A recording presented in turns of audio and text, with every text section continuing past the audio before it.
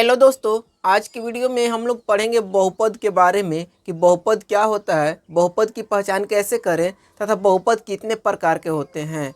यहाँ पे होता क्या है, बहुत ऐसे बच्चे होते हैं जिनको बहुपद पहचानने ही नहीं आता है। जैसे एग्जाम्पल के लिए मैं आपसे पूछूं, यहाँ पे लिखा हुआ रहेगा 5 और 5 को पूछा जाए कि बहुपद है कि नहीं है, तो बहुत ऐसे बच्चे हैं जिनको बताने में मुश्किल हो जाती, कठिनाई हो जाती है। वो समझ ही नहीं पाते कि क्या ये बहुपद है कि नहीं है। या और लिखा हुआ रहेगा 2x² प्लस का 3x प्लस का 5। अब पूछा जाएगा बहुपद है कि नहीं है, और बहुपद है तो कौन सी बहुपद है। या पूछा जाएगा इस वाले प्रश्न में कि x² का गुणांक क्या है, x² का गुणांक क्या है। तो ऐसे में समस्याएं बहुत सारी उत्पन्न होती हैं और बच्चे कंफ्यूज हो जाते हैं। तो आज की वीडियो में हम लोग यही चीज़ सीखने वाले हैं कि बहुपद क्या है, बहुपद की पहचान कैसे करें तथा कितने प्रकार की बहुपद होती है। तो चलिए हम लोग शुरुआत करते हैं। सबसे पहले हम लोग समझेंगे बहुपद की पहचान कैसे किया जाए। बहुपद की पहचान कैसे किया जाए उसी चीज़ के बारे में हम लोग सबसे पहले सीखेंगे।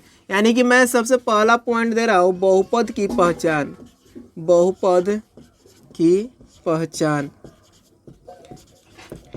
अब यहाँ पे हम लोग बात कर रहे हैं बहुपद की पहचानने की। तो बहुपद की पहचानने के लिए आपको पूर्ण संख्या के बारे में जानकारी होना चाहिए कि पूर्ण संख्या क्या होती है। चलिए मैं थोड़ा सा बतला देता हूँ कि पूर्ण संख्या क्या होती है। जैसे आप लोग पढ़े होंगे प्राकृत संख्या के बारे में कि प्राकृत संख्या क्या है। तो गिनती की संख्या को प्राकृत संख्या कहा जाता है। गिनती की संख्या को प्राकृत संख्या कहा जाता है। यानी कि 1 2 3 4 5 डॉट डॉट डॉट, ये सब क्या कहलाएंगे, प्राकृत संख्या कहलाएंगे। गिनती की संख्या है, इसको हम प्राकृत संख्या कहेंगे। अब इसी में यदि हम जीरो लगा दे आगे, इसी में यदि हम जीरो लगा करके गिनती शुरू कर दे तो उसको हम पूर्ण संख्या कहते हैं। यानी कि 0 1 2 3 4 5 डॉट डॉट डॉट, इस प्रकार से सभी क्या हो जाएंगी, पूर्ण संख्या होगी। तो गिनती की संख्या में यदि हम जीरो आगे लगा दें तो वैसी संख्या को हम पूर्ण संख्या कहते हैं। अब ये मैंने पूर्ण संख्या क्यों बताया उसके बारे में अभी आपको पता चल जाएगा कि पूर्ण संख्या क्यों बताए हैं। तो इतना तो समझ में आ गया। अब चलिए हम कुछ एग्जाम्पल लेते हैं और एग्जाम्पल के माध्यम से समझते हैं कि बहुपद है कि नहीं है। तो अब यहाँ पे हमने कुछ उदाहरण दिए हैं, इन्हीं उदाहरण के माध्यम से मैं आपको बतला रहा हूँ कि कैसे हम बहुपद की पहचान करेंगे। सबसे पहले यहाँ पे दिया गया है 5x प्लस का 7। 5x प्लस का 7 दिया गया और ये पूछा जाएगा कि आप बतलाइए कि बहुपद है कि नहीं है, पॉलिनोमियल्स है कि नहीं है। तो इसके लिए आपको करना क्या है, कुछ मैं कंडीशन बतला रहा हूँ, कुछ स्टेप आपको फॉलो करना है। अगर एक दो बार उस चीज़ को फॉलो कर लेंगे तो आप बिना सोचे समझे इसका जवाब दे देंगे कि बहुपद है कि नहीं है। तो आप प्रश्न को देखेंगे ही, देखते के साथ जवाब दे देंगे। तो चलिए समझते हैं। सबसे पहली चीज यहाँ पे दिया क्या गया है, 5x प्लस का 7 दिया क्या गया है, 5x प्लस का 7 दिया गया है। अब इसको पूछा जा रहा है कि बहुपद है कि नहीं, पॉलिनोमियल से है कि नहीं है। सिर्फ अभी आपको यही बतलाना है कि बहुपद है या नहीं है। उसके बाद में आगे जब हम लोग बढ़ेंगे तो उसमें हम पढ़ेंगे कि बहुपद कितने प्रकार के होते हैं, किस बहुपद को कौन सी बहुपद कैटेगरी में रखा जाएगा, है ना। तो इस प्रकार से हम आगे बढ़ेंगे तो इन सारे चीज़ को जानेंगे। लेकिन अभी हम सिर्फ सीख रहे हैं कि बहुपद की पहचान कैसे करें। जैसे कि यहाँ पे दिया क्या गया 5x प्लस का 7। अब जब बहुपद पढ़ रहे हैं तो बहुपद पढ़ने से पहले आपको ये समझना पड़ेगा कि बहुपद में चर पद क्या होता है और अचर पद क्या होता है। तो ये दो चीज़ यहाँ पे मेन मायने रखता है, चर पद और अचर पद, यानी कि वेरिएबल और कांस्टेंट। सबसे पहले बात करते हैं हम चर पद की। तो चर पद क्या होता है और उसके बाद हम सेकंड चीज़ बात करेंगे अचर पद की। और जब तक चर पद और अचर पद नहीं समझेंगे तो बहुपद या अलजेब्रा का कोई सा भी प्रश्न हो उसको हल करना मुश्किल हो जाता है। तो चर पद किससे कहा जाता है या चर पद क्या होता है, अचर पद किससे कहते हैं, अचर पद क्या होता है, ये चीज़ हम लोग समझते हैं। चर पद की हम बात करें तो यहाँ पे चर पद जो होता है, जैसे कि इंग्लिश का अल्फ़ाबेट ABCD की हम बात कर लें, इंग्लिश के अल्फ़ाबेट ABCD जितने भी अक्षर आते हैं उन सारे अक्षर को हम चर पद में रख सकते हैं। जैसे मान लीजिए कि यहाँ पे हम लिख सकते हैं X Y Z, या आप लिख सकते हैं ABC। इस प्रकार से ABCD के कोई भी अक्षर हो उसको आप चर पद में रखेंगे। अगर कोई और सिंबल दिया गया हो, जैसे थीटा दिया गया रहता है कभी साई दिया गया रहता है, कभी फाई दिया गया रहता है, तो इन सबको भी चर पद में हम रख सकते हैं। अब रखेंगे क्यों? तो इसका डिफिनेशन होता है, परिभाषा होती है। इसकी परिभाषा क्या होती है? तो इसकी परिभाषा होती है कि जिसका मान बदला जा सके, स्थानांतरण किया जा सके, उसको हम चर पद कहते हैं। मान बदलने का मतलब क्या होता है कि यहाँ पे जहाँ पे हम x लिखे हैं, x के जगह पे हम y भी लिख सकते हैं, कोई दिक्कत नहीं होता है। जैसे कि यहाँ पे हम लिख रहे हैं 2x प्लस का 3 इज इक्वल टू 5। अब यहाँ पे x के जगह पे हम y भी कर दें तो कोई दिक्कत नहीं होगा। तो इसलिए इसका मान को बदला जाता है, इसलिए इसको हम कहते हैं कि जिसका मान बदल सकता है उसको हम चर पद कहते हैं। और अचर पद की बात करें तो अचर पद का मतलब होता है कि जिसका मान नहीं बदला जा सकता है, यानी कि गिनती की संख्या को हम अचर पद कहते हैं। गिनती की संख्या जो भी होती है उन सारे संख्याओं को हम अचर पद कहते हैं, यानी कि 1 2 3 4 ये सभी क्या कहलाएंगे? अचर पद कहलाएंगे। तो चर पद का मतलब क्या हो गया? ये इतना ही आप समझे कि ABCD के जितने भी अल्फ़ाबेट होते हैं उस सारे अल्फ़ाबेट को हम चर पद कहेंगे, और गिनती की संख्या को सभी को हम, जितने भी गिनती की संख्या होगी उस सारी संख्या को हम अचर पद कहेंगे। अचर पद का मान कभी बदलता नहीं है, जितना है उतना ही रहता है। अचर यानी अचर का मतलब ही होता है कि उसका मान कभी भी बदला नहीं जाता है, जितना दिया गया है उतना ही सेम रहता है। तो चलिए हम लोग समझते हैं। अब यहाँ पे देखिए ये जो क्वेश्चन लिखा गया 5x प्लस का 7, इसमें अब बतलाइएगा कि चर पद क्या है और अचर पद क्या है। जैसे यहाँ पे हम लिख दे पहले 5x लिखे, तो 5x में अब बतलाइए कि चर पद कौन सा है, अचर पद कौन सा है। तो चर पद यहाँ पे हो जाएगा x और अचर पद क्या हो जाएगा? 5 हो जाएगा।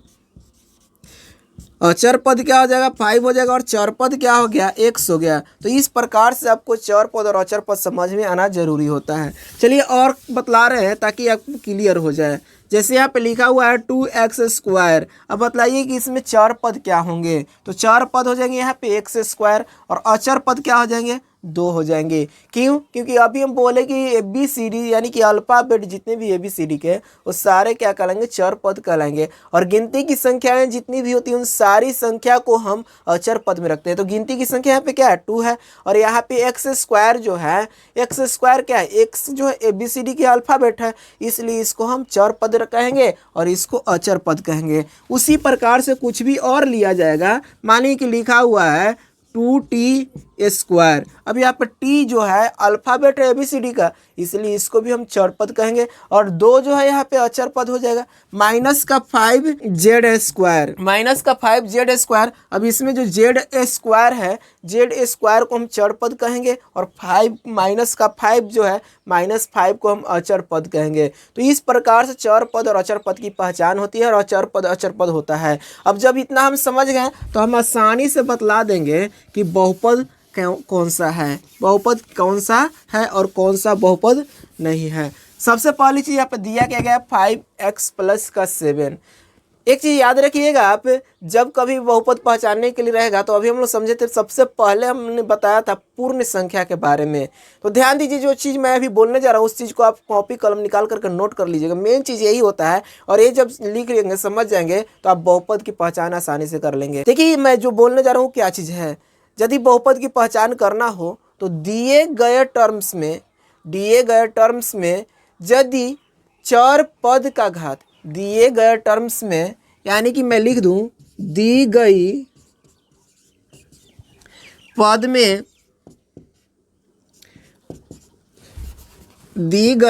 में यदि चर पद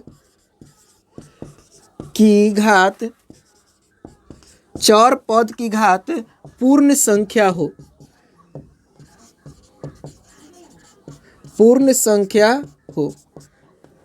उससे बहुपद कहेंगे।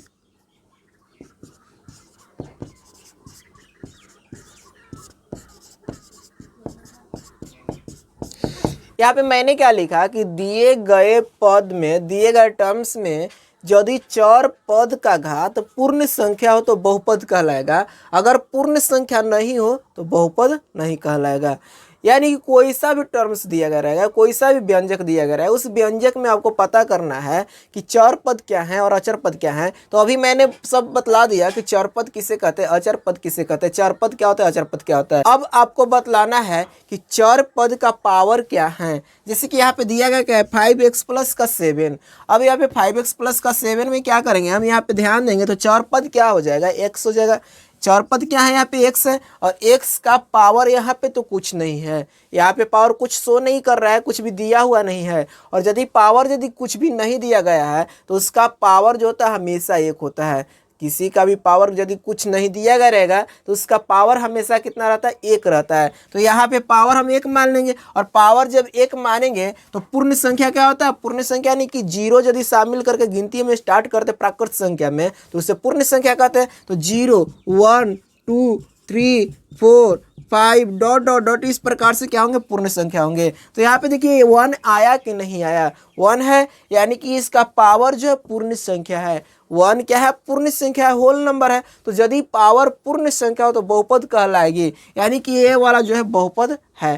तो इस प्रकार से हम बहुपद की पहचान करते हैं। अब यहाँ पे बहुत सारे एग्जाम्पल मेरे पास हैं, इन सारे चीज को करेंगे तो आपको क्लियर हो जाएगा।